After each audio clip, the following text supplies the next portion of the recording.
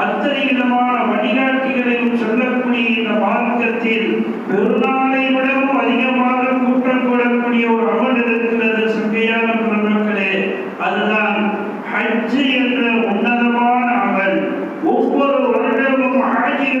எண்ணிக்கை கூடிக்கொண்டேதான் இருக்கிறது.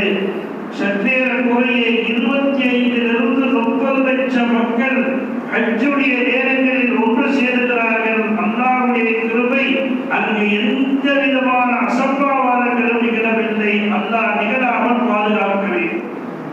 அங்கு எந்த குறைபாடுகளையும் அல்லாஹ் ஏற்படுத்தவில்லை. ஏற்படாமல் இருப்பதற்கும் அல்லாஹ் துணை செய்ய வேண்டும்.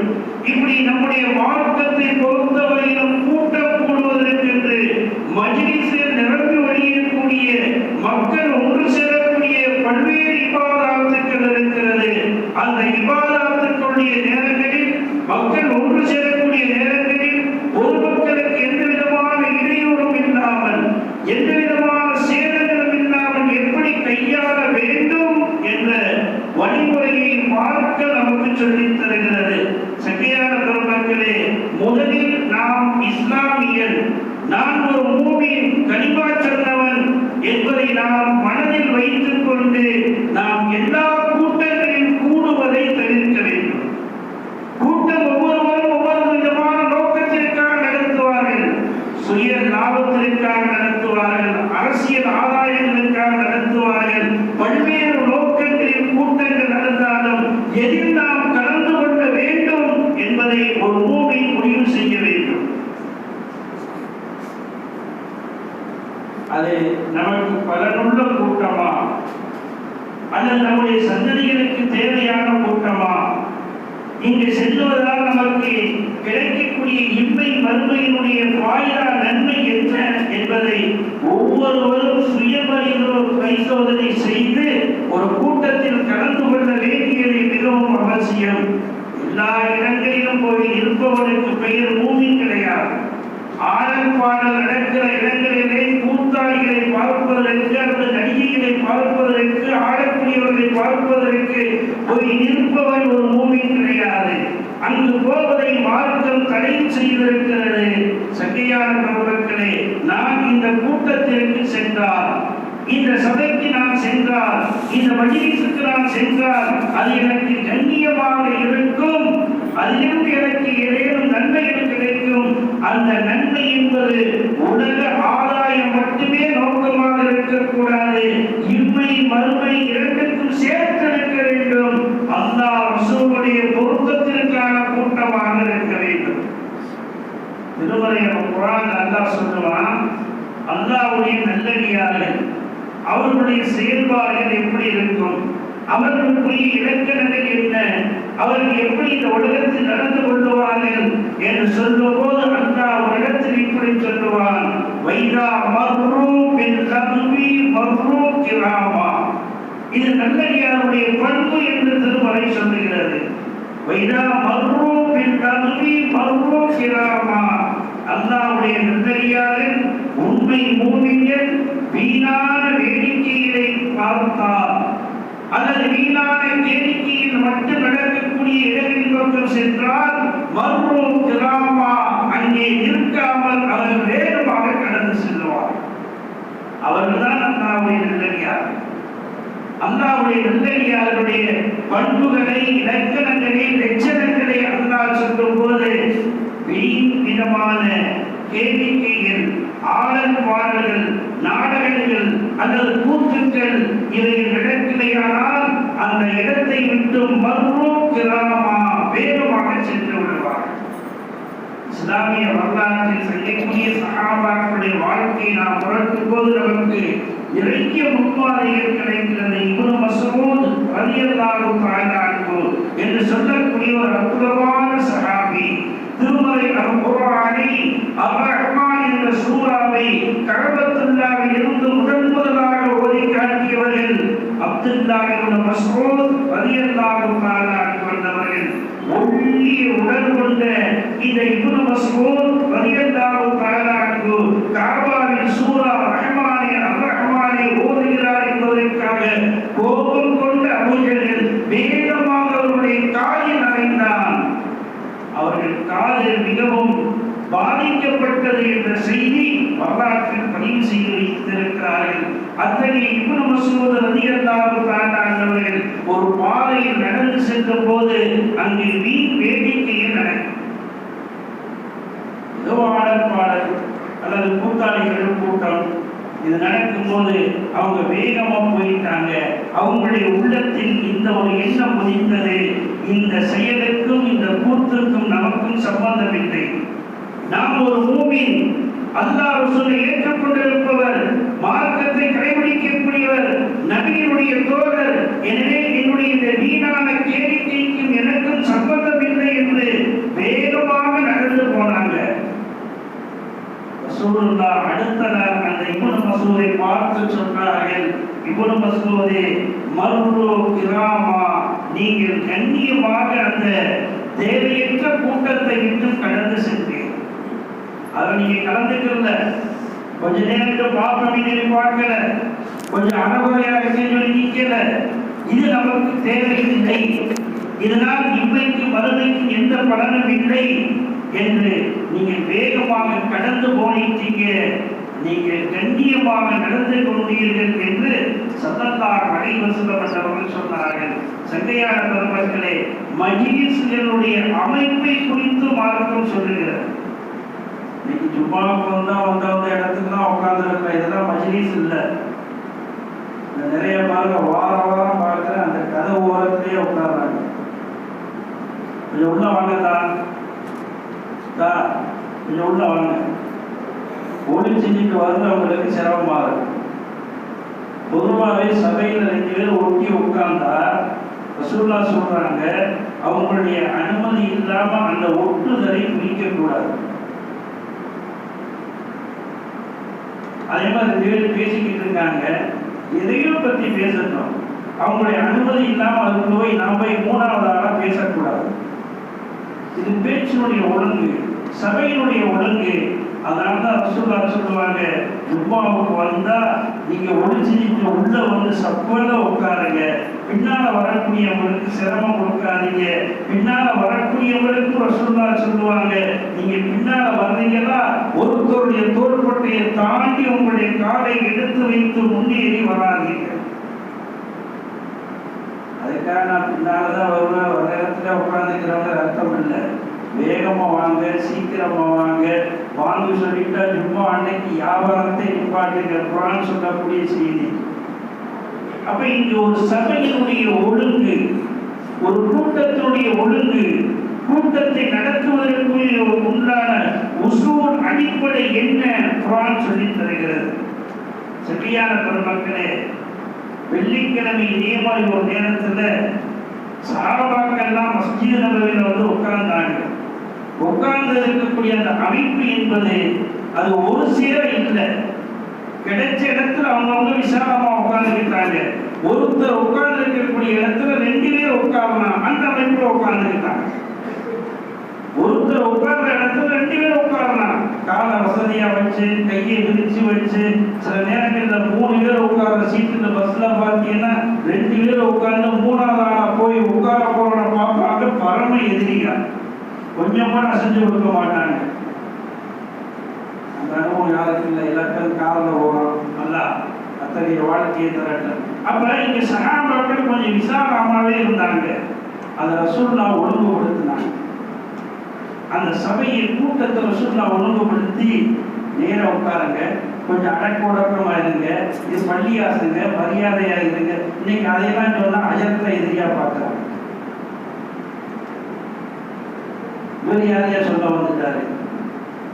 இன்னும் சொல்ல போனா அதெல்லாம் சொல்றதுக்கு உண்டான நேரமும் நம்ம பள்ளியும் கிடைக்கிறது இல்லை. எல்லா அடுத்த ஸ்கூலு காலேஜ் இப்படி போகணும்னு சொல்லி. இப்ப ரசூலுல்லாஹ் இங்க சபையை ஒரு அழகுபடுத்தி ஒழுங்குபடுத்தும் போது சில முனாஃபிக்குகள் அங்கிருந்து கிளம்பி இப்படி ஒரு வதந்தியை, பொய் செய்தியை பரப்பினாங்க. என்னன்னா, முகம்மது நீதமா நடக்கல, நவுதுபில்லாஹி மின்ஹா, அல்லாஹ் பாதுகாக்கணும். ரசூலுல்லாஹ்ட்ட நீதம் இல்லைன்னா வேற யார்கிட்ட இருக்கும்? அல்லாஹ்வுடைய தூதர்கிட்ட நீதம் இல்லை, அவங்க சரியா நடக்கல. அவங்க ஒருத்தருக்கு ஒண்ணு இன்னொருத்தருக்கு ஒண்ணு செய்யறான்னு சொல்லி ஒருத்தர் சொன்னான்னு சொன்னா வேற உலகத்துல யார்கிட்ட நீதி இருக்கும்? இருந்தாலும் முனாஃபிக்கீன்கள் இப்படி ஒரு காட்டுத்தீ போன்ற ஒரு பொய்யை பரப்பினார்கள். முஹம்மது தன்னுடைய தோழர்களிடத்தில் நேர்மையாக நடக்கவில்லை. நீளமாக நடக்கவில்லை.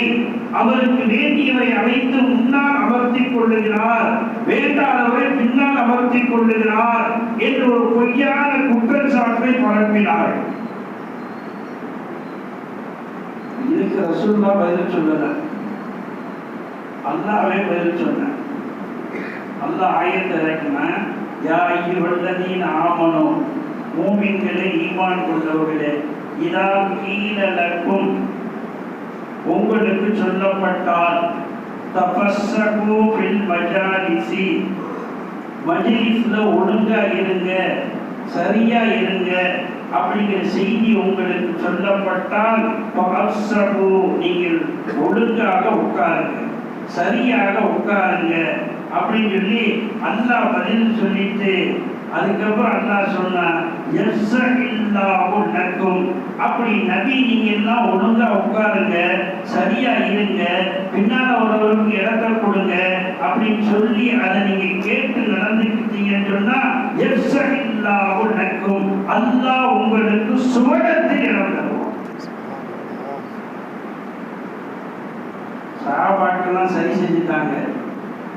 அப்ப தான் சரியாக நடந்து கொண்ட சஹாபாக்களுக்கு ரசூலுல்லாஹ் இப்படி ஒரு துஆவை செஞ்சாங்க, ரஹிமல்லாஹு ரஜுலன், ரஹிமல்லாஹு ரஜுலன் ஃபஸ்ஸஹலி அஹீஹி, தன்னுடைய பின்னால் வந்த தோழர்களுக்கு இடம் கொடுத்தார்களே, முன்னால் வந்த தோழர்கள், அல்லாஹ் அவர்களுக்கு இரக்கம் காட்டுவார். இதெல்லாம் ஒரு சபை நடத்தக்கூடிய முறை, ஒரு அமைப்பு. ஏதோ கண்ணாப்பிதான் நடந்துச்சுன்னா அதுக்கு பேர் சபை இல்லை. அங்கிருந்து பேசக்கூடிய பேச்சுக்களை உள்வாங்கப்படாது. அவர்கள் அவர்களுடைய கவனத்தில் இருப்பார்கள், அவர்கள் சிந்தனுடைய கவனத்தில் இருப்பார்கள், அது வேறொருடைய சிந்தனையில் இருப்பார்கள்.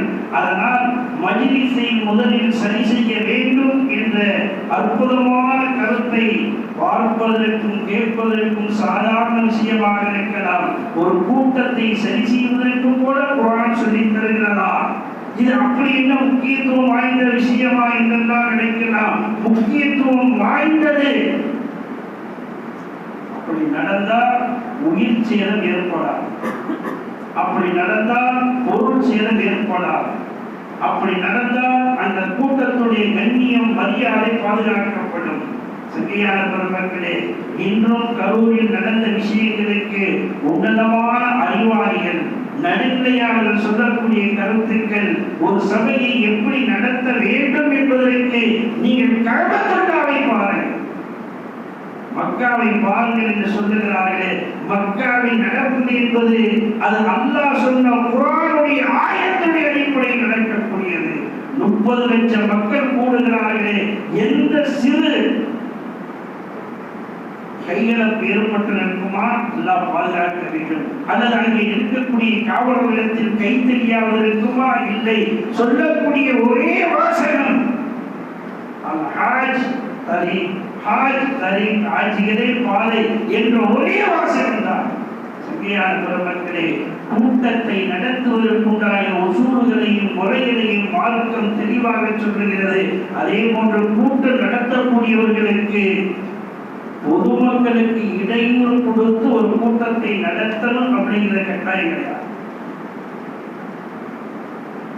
நான் எதை வேண்டாலும் செய்வேன், ஆண் பலம் இருக்கிறது, அரசியல் பலம் இருக்கிறது, பொருளாதார பலம் இருக்கிறது என்பதற்காக பொதுமக்களுக்கு இடையூறு நடக்கக்கூடிய இடங்களில் கூட்டங்களை நடத்துவதற்கு அனுமதி கிடையாது. நீ என்ன நடத்தினாலும் பொதுமக்களுக்கு இடையூறு ஏற்படக்கூடாது சொன்னாங்க ஸல்லல்லாஹு அலைஹி வஸல்லம். நீங்கள் பாதையில கூட உட்காராதீங்க. ரசூலுல்லாஹ் எங்களுக்கு வீடுகள்லாம் சின்னது, வேற வழியில் அங்கதான் உட்கார மாதிரி இருக்கு அப்படின்னு ஸல்லல்லாஹு சொன்னாங்க. நீங்க உங்களுக்கு நிர்பந்தமாக வாசையில், பாதையில், சாலையில், ரோட்டில் அமர்ந்தால் நீங்க அந்த ரோட்டுடைய ஹக்கை நிறைவு செய்யுங்க. ரோட்டுக்குரிய ஹக்கு கடமை என்று ஒன்று இருக்கு, அதை நிறைவு செய்யுங்க. கேட்டாங்க ஸல்லல்லாஹு அலைஹி வஸல்லம், யா ரசூலல்லாஹ் வமா ஹக்குத் தரீக், ரோட்டுக்கு என்ன கடமை? யா ரசூலல்லாஹ் பாதைக்கு என்னைக்கு கடமையாக சொல்லலாம், தெருவுக்கு என்னைக்கு கடமையாக சொல்லலாம் கேட்கும்போது சொன்னாங்க ஸல்லல்லாஹு அலைஹி வஸல்லம் 4 விஷயத்தை குறிப்பிட்டார்கள். ஒன்று நல்லுல் வசதி, உங்களுடைய பார்வை கீழே விடும். யாரு போறா யாரு வர்றா பார்க்காது. ரெண்டாவது, அடுத்தவங்களுக்கு இடையூறு கொடுக்காதீங்க. நீங்க வாட்டு ரோட்ல உட்காந்து கைவட்டி பேசி சிரிச்சு போறவங்க வர்றவங்க லேடிஸுகளுக்கு இடையூறு ஏற்படும். போறவங்களை கேலி செஞ்சாதீங்க. எப்படி நடக்கிறான் பாரு, என்ன திமுக போறான் பாரு, இந்த பொண்ணு எப்படி இருக்கு பாரு, எவ்வளவு அழகா இருக்கு பாரு, இது போன்ற பொதுமக்களுக்கு நீங்கள் நோவினை கொடுக்காது. மூணாவது சொன்னாங்க ஸல்லல்லாஹு அலைஹி வஸல்லம், ரத்து ஸலாமி, பாதையில உட்கார்ந்தா சலாத்துக்கு பதில் சொன்னாங்க. நாலாவது சொன்னாங்க நன்மை ஏவி தீமையை தடுங்க. இதெல்லாம் எப்ப நிர்பந்தமா ரோட்ல ஒரு கூட்டம் போடணும்னு நினைச்சீங்கன்னா இந்த காரியங்களை செய்யுங்க. ஆனா அதனால கூட்டம் போடக்கூடிய அமல்களை பூரா அல்லாஹ் ரப்பல் ஆலமீன் ரசூலும் ஊருக்கு வெளியில் வைத்திருக்கிறார்கள். அரபா மைதானத்தில் அத்தனை காட்சிகளும் கூடுகிறார்களே. இங்கே கஅபத்துல்லாஹ்வுக்குள்ளா இருக்கிறார்கள், கஅபத்துல்லாஹ்விலிருந்து சற்று தள்ளி இருக்கிறார்கள். மினா, முஸ்தலிஃபா, அரபா இங்கே எல்லாம் ஊரை விட்டு வெளியில் இருக்கிறார்கள். ஏன் தெரியுமா? பொதுமக்களுக்கு இடையூறு ஏற்படக்கூடாது. அதனால சிக்கியான பெருமக்களே, கூட்டம் நடத்துவதற்கு என்ற வழிமுறைகளை கூட திருமறைகளும் குர்ஆனும் திருத்தூதரும் சொல்லி தந்திருக்கிறார்கள்.